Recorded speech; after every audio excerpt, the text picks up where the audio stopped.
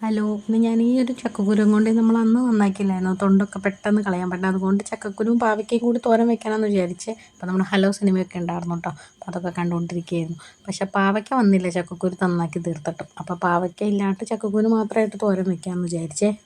കത്തിയും കൊണ്ട് ജസ്റ്റ് ഇത് ഇങ്ങനെ ഒന്ന് മുറിച്ച് കൊടുത്തത് കേട്ടോ. കയ്യിലാണെങ്കിൽ കുറച്ച് എണ്ണ തേച്ചിട്ടുണ്ടായിരുന്നു. ഇതിനകത്താണെങ്കിൽ ചെറുതായിട്ട് ഇങ്ങനെ മുളഞ്ഞിട്ടുണ്ടായിരുന്നു കേട്ടോ. അപ്പോൾ അത് ഇതിനകത്തുനിന്ന് ഇങ്ങനെ ഒരു 4 കഷ്ണമായിട്ട് നമുക്ക് മുറിച്ചിടാമേ. കുഞ്ഞു കുഞ്ഞായിട്ട് ഉണ്ടാക്കണമായിരിക്കും നല്ലത്. അപ്പം ഞാൻ എന്ത് ചെയ്തു, ഒന്നും കൂടി ഒന്ന് മുറിക്കാമെന്ന് വിചാരിച്ചു കേട്ടോ. അപ്പോൾ ഇത് ഒന്നും കൂടി ചെറുതായിട്ടൊന്ന് അരിഞ്ഞിടണം. നമ്മൾ തോരനാണല്ലോ വെക്കാൻ പോകുന്നത്. ഒത്തിരി അങ്ങോട്ട് വേവുകയും വേണ്ട, പിന്നെ ഇത് പെട്ടെന്ന് വേവുകയും ചെയ്യും കേട്ടോ. അങ്ങനെ കുഞ്ഞായിട്ട് കുരുകുരുന്ന് അരിഞ്ഞെടുത്തിട്ടുണ്ട് കേട്ടോ.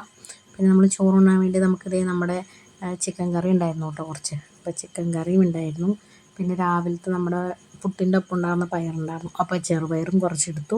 പിന്നെ നമ്മളത് ഈ ചക്കക്കുരു തോരനും ഉണ്ടായിട്ടുണ്ടായിരുന്നു. അപ്പം നല്ല ടേസ്റ്റി ആയിരുന്നു. അങ്ങനെ അതൊക്കെ കൂട്ടി കുഴച്ച് അങ്ങോട്ട് തിന്നുകൊണ്ടിരിക്കുകയാണ്.